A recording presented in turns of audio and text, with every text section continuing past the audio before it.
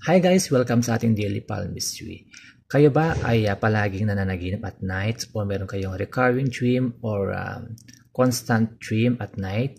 So, meron tayong symbol dyan sa ating palmistry o sa ating palm reading, okay, na makikita natin sa ating dominated hand or active hand, okay? Yan ay matatagpuan sa ating Mount of Venus. Ayan. So, kung may makikita kayong waving line or symbol dito sa ating Mount of Venus natin, no?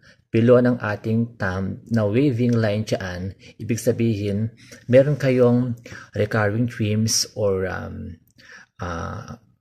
constant dream na palagi ninyong pinapanaginipan na ito ay masama. Okay? Ito yung nagsasabi ng dreams na kapag ikaw ay lumilipad, kapag ikaw ay palaging nadadapa, okay? May nakikita kang tao na walang mukha. Ayan. So, makikita natin yan, no? Sa symbol na sa ating palad. So, kung meron pa kayong mga iba't ibang dreams, no?